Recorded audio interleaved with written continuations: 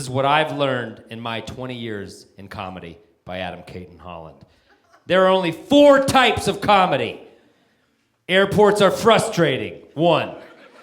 Relationships are hard, 2. Bitches be shopping, 3.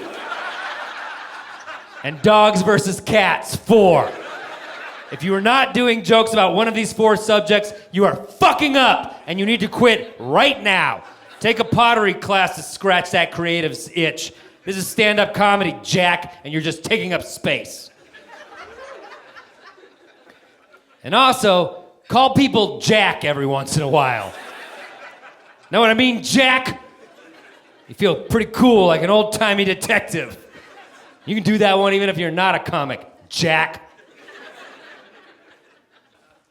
Never invite your friends and family to your first show. This is a classic rookie mistake. They'll all laugh, and you'll get an inflated sense of confidence. It's all bullshit. Instead, cut them out of your life before you even start comedy. Tell your friends you fucked their girlfriends. Punch your dad in the face, push your mom into a river. Where you're going, you don't need love and support. Free drink tickets are your family now. Your home is a basket full of cold French fries the headliner didn't finish.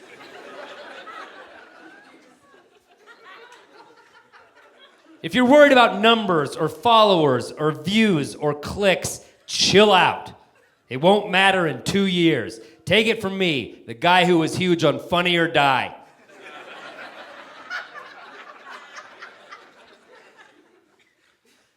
No one knows how to talk to you about your comedy, ever.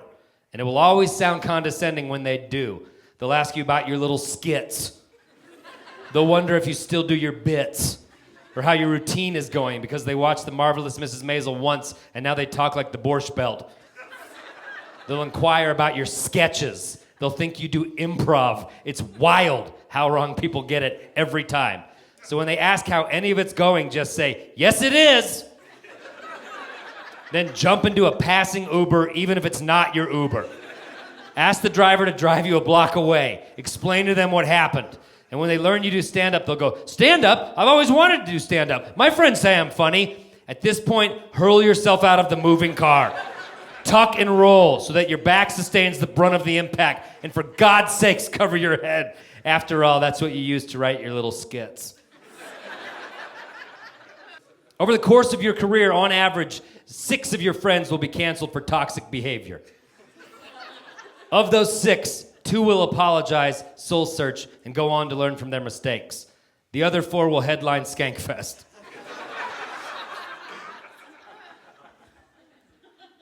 If you get booked at Crackers in Indianapolis on St. Patrick's Day, a guy is going to finger his girlfriend in the front row. That's just going to happen.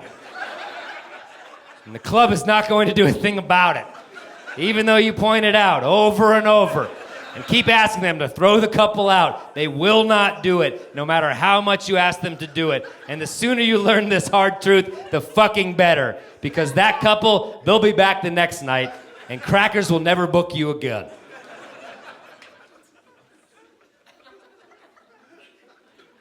At some point in your stand-up comedy career, Eliza Schlesinger will ask you to watch her dog in the green room. And you'll be like, "What? I'm just opening for you. I have to go tell jokes." And she'll be like, "After you tell your jokes, watch my dog." And you'll be like, "For the entire time you headline, that'll be like an hour." And she'll be like, "Whatever, watch my dog." And you'll be like, "You just introduced me to your boyfriend. If he's here, can't he watch your dog?" And she'll be like, "Watch my dog." And you'll be like, "Fine, I'll watch your fucking dog." Then, when she goes on stage, just don't watch the dog. Just leave the dog in the green room. Fuck that dog. It's not even a real dog. It's one of those stupid little dogs. I'm not watching a dog like that.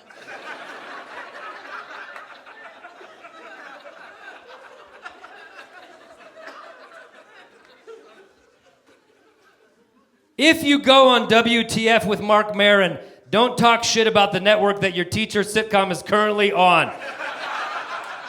Because the president of the network will bring it up on the call where they inform you they're not picking you up for a 4th season.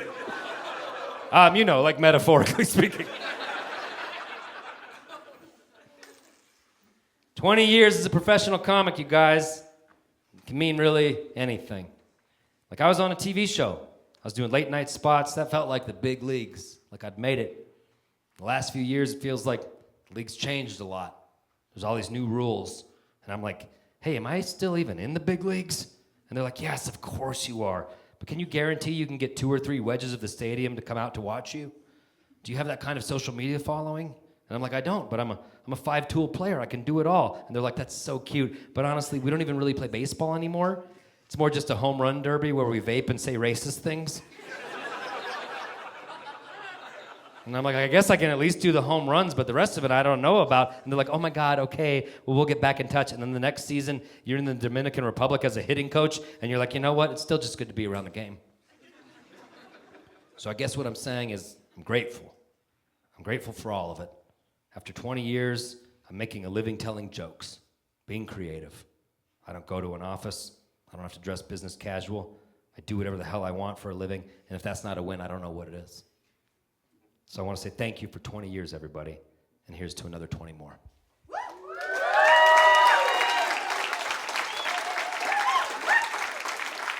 Oh, almost forgot. One more tip I've learned in my 20 years. If you can't think of a great closer that ends with a big laugh, go with something heartfelt and cloying that makes people applaud and go, "Aww," and then go aggressively sell your merch. So I'll see you outside, everybody. Thanks for listening to my shit. Enjoy the rest of the show.